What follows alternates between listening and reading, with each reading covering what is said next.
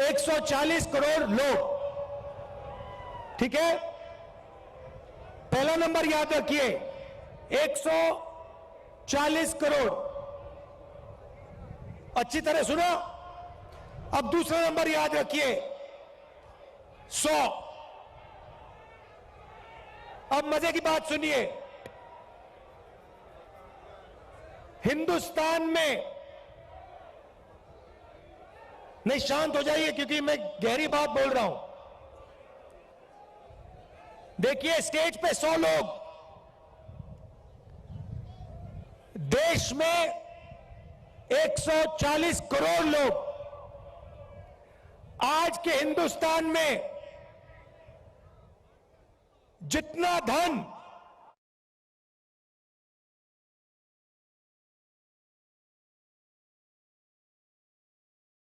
तो भारत जोड़ो यात्रा हरियाणा पहुंची और राहुल गांधी का संबोधन सुन रहे थे आप। लोगों का आभार जताते राहुल गांधी नजर आए, तो वहीं पर देश की आर्थिक स्थिति का जिक्र करते भी राहुल गांधी नजर आए, क्योंकि उनका ये कहना कि देश की आबादी के हिसाब से अगर देखा जाए भारत जोड़ो यात्रा जिस तरह से आगे बढ़ रही है, के सबसे अमीर 100 लोगों के हाथ में है।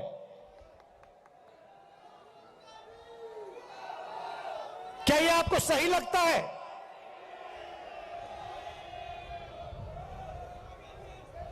क्या आपको इसमें न्याय दिखाई देता है?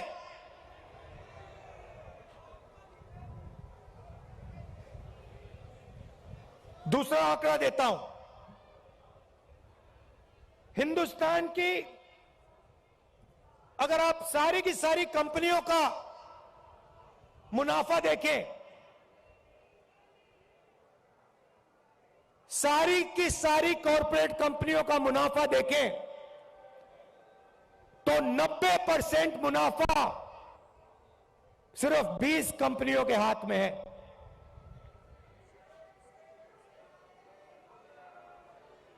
मतलब 90% मुनाफा 20 कंपनियों के हाथ में, और इस देश का आधा धन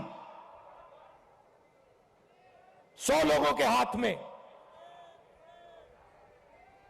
यह है नरेंद्र मोदी जी के हिंदुस्तान की सच्चाई।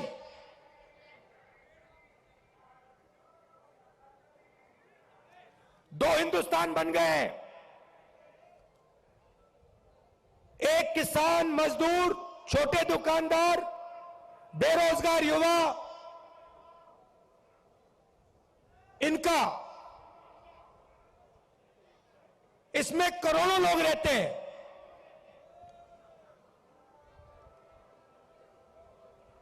और दूसरा हिंदुस्तान 200-300 लोगों का हिंदुस्तान, 200-300 लोगों के हिंदुस्तान के पास पूरा का पूरा धन, आपके पास कुछ नहीं।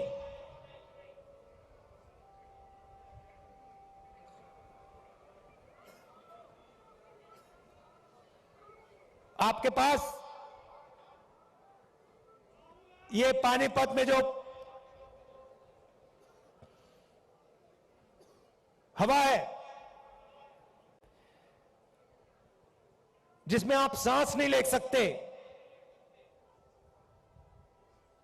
वो है आपके पास।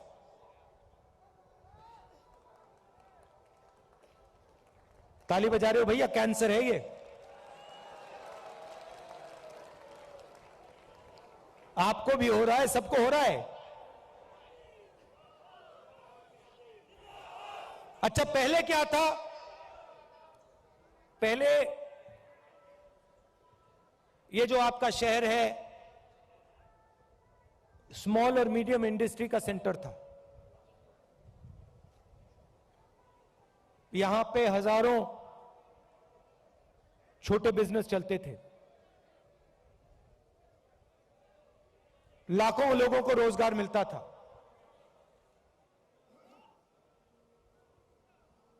और फिर नरेंद्र मोदी जी ने नोटबंदी की, गलत जीएसटी लागू की,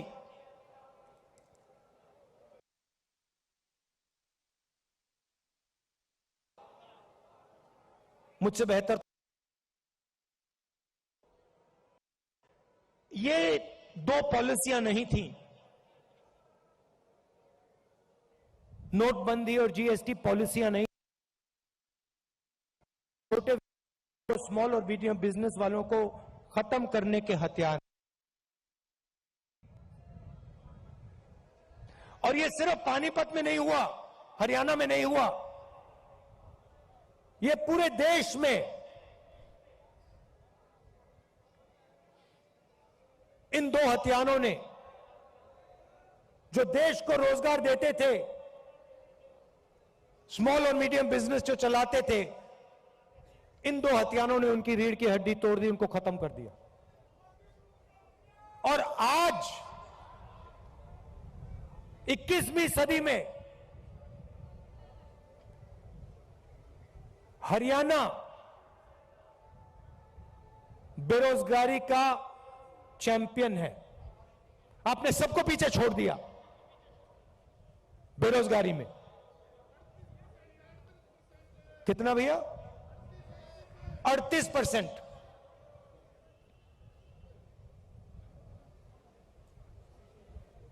खुशी की बात नहीं,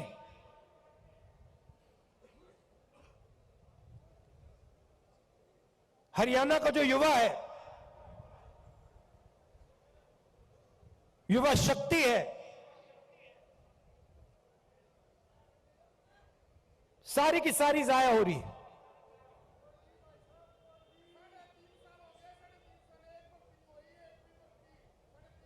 अच्छा भैया, 3.5 साल हो गई, एक भर्ती नहीं हुई। मुझे पहले अग्निवीर के बारे में बताओ। ये अग्निवीर योजना मुझे पहले समझा दो, ये है क्या? भर्ती की बात करनी है तो अग्निवीर की बात करो।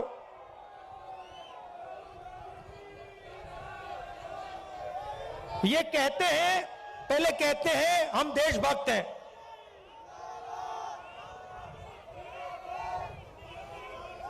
कहते हैं बीजेपी वाले लोग कहते हैं हम देशभक्त हैं। मुझे इनकी देशभक्ति समझाओ। हिंदुस्तान में लाखों लोग, हाँ लाखों युवा सुबह उठ के 4 बजे, ये यात्रा 6 बजे शुरू होती है, ये यात्रा 6 बजे शुरू होती है। इसके बारे में कंप्लेंट आ रही है कि भैया इसको 6 बजे नहीं, इसको 7 बजे शुरू करो। मैं कहता हूं नहीं, मैं नहीं करता, मैं 6 बजे करूंगा। 8 बजे कह रहे हैं, देखो ये 6 बजे चालू होती है। किसान कितने बजे उठता है? 4 बजे। जो सेना में भर्ती होने के लिए रनिंग की प्रैक्टिस करता है, वो कितने बजे उठता है? 4 बजे। और ऐसे लाखों युवा सपना देखते हैं, लाखों युवा सपना देखते हैं। किस चीज का सपना? तिरंगे की रक्षा करने का सपना। और लाखों में से वो 4 बजे उठ के दौड़ते हैं। हर स्टेट में सुबह सुबह अगर आप जगो, आप इनको देख सकते हो। कभी उनको रोको, उनसे पूछो भाई क्या कर रहे हो? वो ये नहीं कहेंगे कि हम सेना में जाने की तैयारी कर रहे हैं। वो कहते हैं हम तिरंगे की रक्षा करना चाहते हैं, वो कहते हैं। अब लाखों युवा दौड़ते हैं हर स्टेट में 4 बजे सुबह। उनमें से पहले 80,000, तकरीबन हर साल 80,000 चुने जाते थे। कोई अरुणाचल जाता था, कोई जम्मू कश्मीर, कोई राजस्थान, कोई लद्दाख, कोई ठंड में, रेगिस्तान में, बारिश में अपनी पूरी की पूरी जिंदगी बच्चे, परिवार, माता पिता सब कुछ परे करके छोड़ के बॉर्डर पे जाके खड़ा हो जाता था।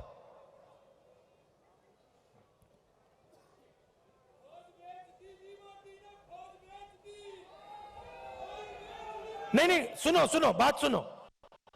वो बॉर्डर पे खड़े होते थे, वहां पे तूफान आ जाए, बर्फ गिर जाए, गोली लग जाए, बम फट जाए, कुछ नहीं।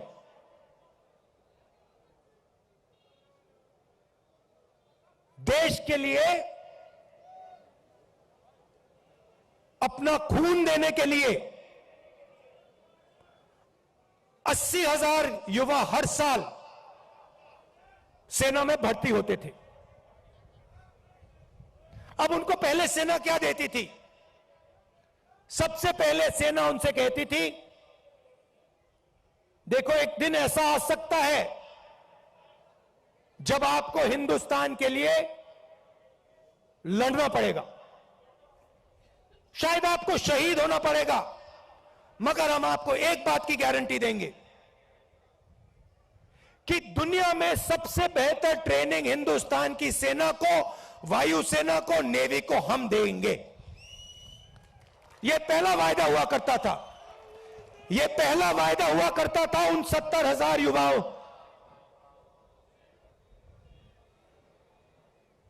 आर्मी कहती थी, हिंदुस्तान की सरकार कहती थी, तुम्हें हम बिना ट्रेनिंग दुश्मन के सामने कभी नहीं खड़ा होने देंगे, क्योंकि हम तुमसे प्यार करते हैं, हम तुम्हारा आदर करते हैं, हम तुम्हारे खून की रक्षा करना चाहते हैं। बिना ट्रेनिंग हम आपको कभी नहीं भेजेंगे, मर जाएंगे मगर नहीं भेजेंगे। पहला वायदा। दूसरा वायदा, 15 साल आपको सर्विस मिलेगी। 15 साल आपको सर्विस मिलेगी। अगर आपको इतनी सी भी चोट लगी, इतनी सी चोट लगी उंगली पे, हम आपकी रक्षा करेंगे। जो भी आपको चाहिए हम आपको दे देंगे। यह था दूसरा वायदा। तीसरा वायदा, आपने इस देश के लिए अपना पूरी जिंदगी दे दी, पूरी की पूरी आपने जिंदगी दी। आपने अपने बच्चे दे दिए, माता पिता दे दिए, परिवार दे दिया, अपने सारे के सारे सपने दे दिए इस तिरंगे को रक्षा करने के लिए। ठीक है, हम आपको पेंशन देंगे। और जब आप गांव में वापस जाओगे, जब आप गांव में वापस जाओगे, तो हम आपको एक्स सर्विसमैन का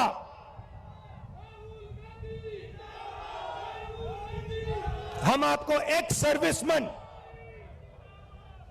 कह के हम आपको गांव भेजेंगे कि आपको वहां पे, चाहे आप शहर में रहो, चाहे आप गांव में रहो, जब हिंदुस्तान की बाकी जनता आपकी ओर देखे, वो कहे कि इस व्यक्ति ने वो किया जो मैंने नहीं किया। इस व्यक्ति ने अपनी जिंदगी इस देश को दी, अपना खून इस देश को दिया, अपने सपने इस देश को दिए, और इसीलिए मैं इस व्यक्ति का आदर करूंगा, इसका रिस्पेक्ट करूंगा। ये 3 वायदे हिंदुस्तान की सरकार, हिंदुस्तान की जनता अपनी सेना, अपनी वायुसेना और अपनी नेवी के हर व्यक्ति को देती थी। अब अग्निवीर योजना ने, नहीं सुनिए, अग्निवीर योजना ने ये तीनों के तीनों वायदे तोड़ दिए हैं। अग्निवीर योजना क्या कहती है? उन्हीं 70,000, उन्हीं लाखों युवाओं से कहती, भैया 80,000 तो नहीं लेंगे, 40,000 लेंगे। और वो जो 15 साल की बात थी, वो जो सर्विस की बात थी उसे भूल जाओ। 4 साल बाद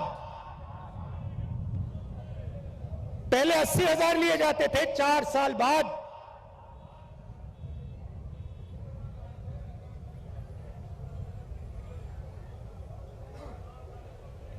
4 साल बाद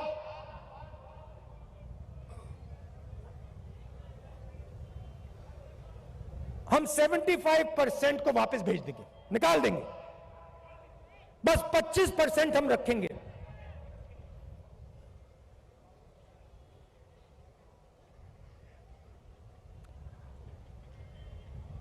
% को हम रखेंगे, बाकी को हम छोड़ देंगे। आप लोग जाइए,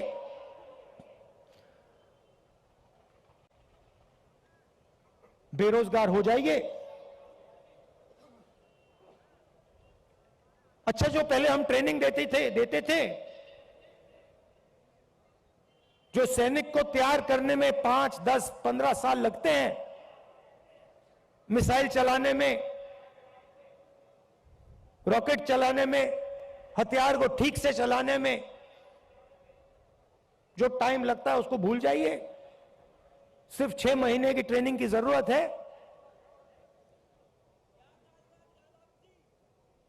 4 साल बाद घर वापसी। तो ये वायदे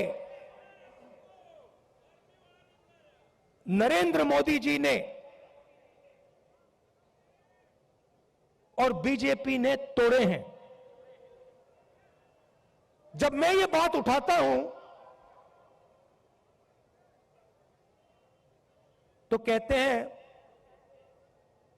मैं सेना के विरोध बात कर रहा हूं। मैंने बोला था, प्रेस के मित्र हैं, ये भी उनकी बात करते हैं कि देखो भैया, समझ गए आप, मैं सेना की बात उठा रहा हूं। मैं कह रहा हूं कि 15 साल आप सर्विस देते थे, 80,000 युवाओं को देते थे,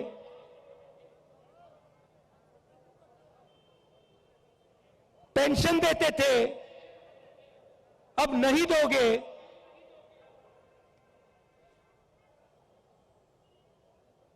पहले ट्रेनिंग देते थे, सालों के लिए ट्रेनिंग देते थे, अब 6 महीने की ट्रेनिंग दोगे। अग्निवीर योजना वो लाए और मैं सेना के खिलाफ बात कर रहा हूं। मैं सेना की रक्षा कर रहा हूं, मैं सेना का आदर कर रहा हूं।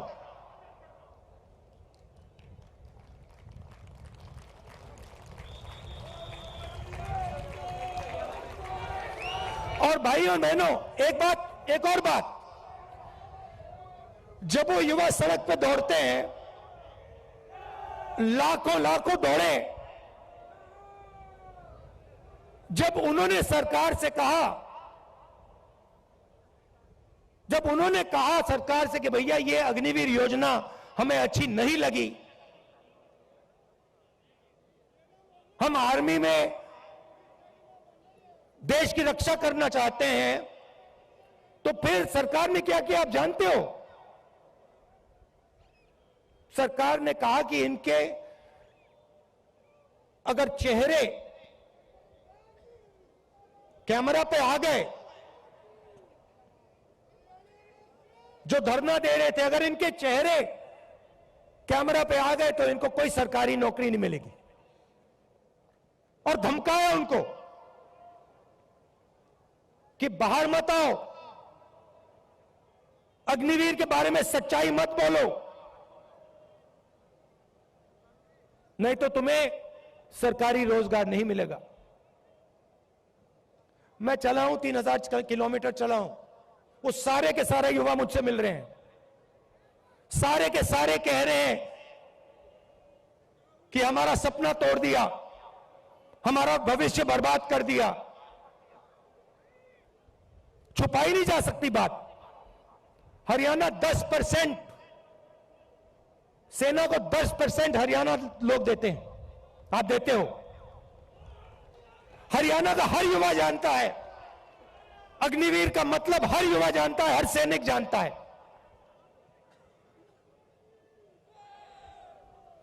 यह सच्चाई है।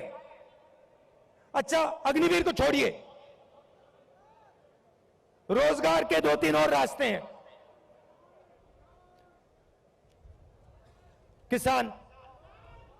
किसान के लिए अग्निवीर योजना, वो 3 काले कानून थे। जो सेना के लिए अग्निवीर है, वो किसानों के 3 कानून थे। सारे के सारे किसान खड़े हो गए, काले कानूनों के खिलाफ खड़े हुए। आप सब खड़े हुए, हम खड़े हुए, याद है आपको? और जब किसान खड़े हुए, नरेंद्र मोदी जी ने क्या कहा? गलती हो गई, मुझसे गलती हो गई, नरेंद्र मोदी जी कहते हैं। गलती हो गई। किसान सर्दी में, ठंड में बाहर बैठा था, बारिश में किसान बाहर बैठा था, तब आपको गलती नहीं दिखी। 1 साल लग गया आपको गलती पहचानने में। 700 शहीद हो गए। किसानों को उग्रवादी बताया था। यह सच्चाई है। नहीं भैया, देखिए, चाय बेचने वाले बहुत जानते हैं, चाय बेचने वाले बहुत कुछ जानते हैं।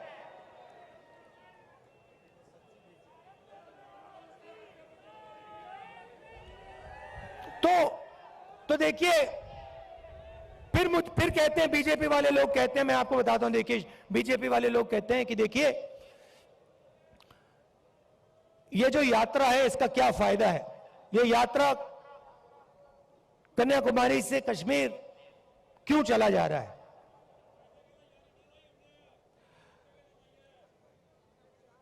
भारत जोड़ो यात्रा क्यों की जा रही है? मैं आपको बताता हूं।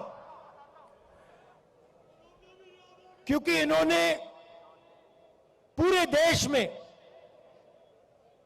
डर और नफरत फैलाने का काम किया है। जहां भी ये जाते हैं, चाहे वो नोटबंदी हो, गलत जीएसटी हो, इनकी सब योजनाएं डर फैलाती हैं। डर फैलाते हैं और फिर उस डर को नफरत में बदल देते हैं। तो सबसे पहले भारत जोड़ो यात्रा ने इस नफरत के खिलाफ, डर के खिलाफ एक दूसरा रास्ता दिखाया है। इस यात्रा में कोई नफरत नहीं है। आपको नहीं दिखेगी, ढूंढ लो। यहां पे सब हिंदुस्तानी चल रहे हैं। हिंदू, मुस्लिम, सिख, ईसाई, सब, हर जात के लोग, हर धर्म के लोग, हर भाषा बोलने वाले लोग एक साथ चल रहे हैं, प्यार से चल रहे हैं, मोहब्बत से चल रहे हैं। कोई गलत बात नहीं बोल रहा है। कोई गिरता है तो कोई सवाल नहीं पूछता, भैया तुम्हारा धर्म क्या है, तुम्हारी जात क्या है, ना, एकदम उठा देते हैं, मदद करते हैं। सारे रास्ते में, हर स्टेट में जब हमारे लोगों को चोट लगती है, कोई ना कोई उनकी मदद करता है। आम जनता खाना देती है, पानी देती है, मदद करती है। ऐसा हिंदुस्तान हमें चाहिए। मैंने बोला, उन्होंने पूछा क्या कर रहे हो? आपके नफरत के बाजार में मोहब्बत की दुकान खोल रहा हूं।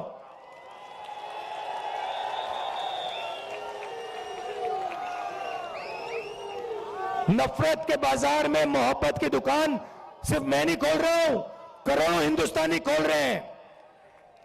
आप लोग खोल रहे हो। ये देखो, मैं टी शर्ट पहना हूं, ये तो शर्ट भी नहीं पहने।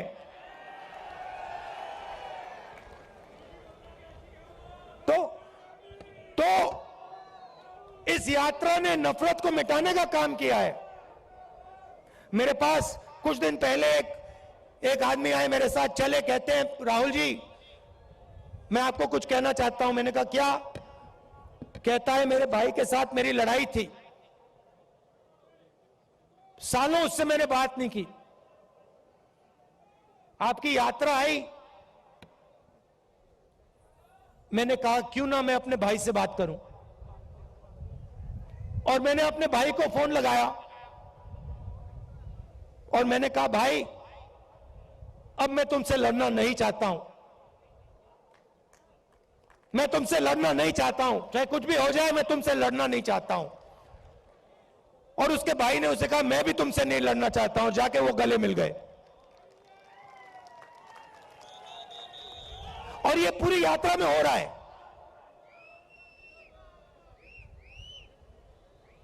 बहुत सारे लोग मेरे पास आए, मेरा पुराना मित्र था, उससे मैं लड़ गया, मैंने उससे दोस्ती कर ली। मेरा भाई था, मैंने उससे दोस्ती कर ली। तो सचमुच में ये यात्रा भारत को जोड़ने का काम कर रही। वो मीडिया नहीं दिखाती भैया, भैया कैसे दिखाएंगे बेचारे। भैया एक बात बताओ, भैया एक बात बताओ, आप देखो, आप समझो बात। आप कभी घोड़े पे बैठे हो ना, घोड़े पे लगाम होती है ना, अगर आप लगाम को इधर करोगे तो उधर जाएगा ना वो, अगर उधर करोगे उधर जाएगा ना वो। लगाम लगी हुई है भाई, वो कभी इधर खींचे वो उधर भाग जाते हैं, कभी उधर खींचे उधर भाग जाते हैं। मगर एक बात है, घोड़े के ऊपर मोदी जी की फोटो जरूर दिखेगी, वो तो दिखेगी। तो भैया अब बेचारे के ऊपर लगाम लगा हुआ है, वो क्या करें, उनकी गलती नहीं है, इनको भी जीना है, खाना खाना है, बच्चों की देखभाल करनी है, करनी तो है ना, सही बात है। तो ये देखो, ये मुस्कुरा रहे हैं, देखो ये मुस्कुरा रहे हैं, कह रहे हैं हाँ भैया बात सही, भैया को कह रहे हैं, देखो बोल रहे हैं हाँ बात तो सही की। तो हम समझते हैं कि आपके ऊपर आपके लगाम लगा रखी है, और हम जानते हैं कि हम जानते हैं कि आप सच्चाई को पहचानते हो, सच्चाई बोलना चाहते हो, मगर मुश्किल है, चलता है, हो जाएगा काम।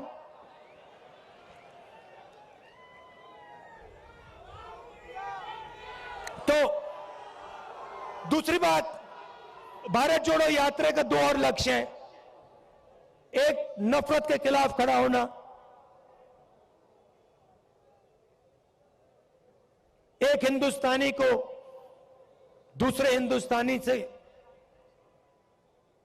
जोड़ने का काम, मोहब्बत फैलाने का काम, यह यात्रा का लक्ष्य है। दूसरा लक्ष्य, जो देश में बेरोजगारी फैल रही है उसके खिलाफ खड़ा होने का है। और आखिरी बात, जो महंगाई है, जो आप सबको लगती है, चुभती है। पहले 400 रुपए का सिलेंडर होता था, आज 1100।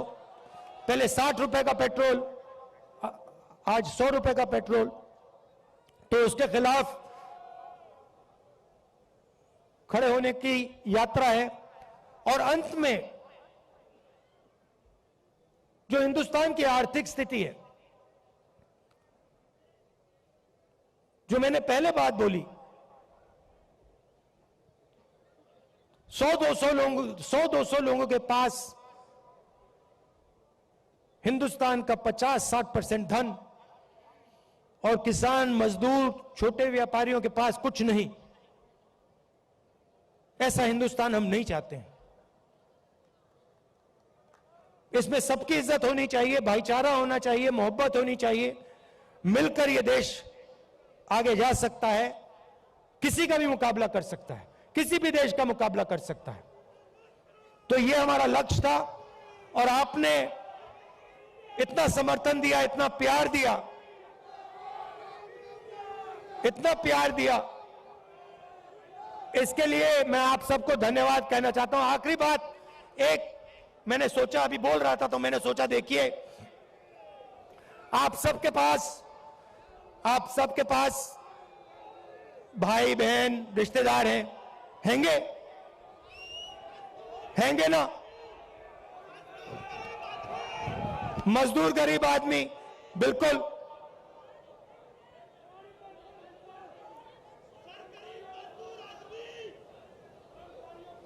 उस गरीब मजदूर आदमी के बारे में, उसके बारे में बोलूं। न्याय योजना का नाम सुना आपने? 2019 में हम एक योजना लाना चाहते थे, न्याय योजना।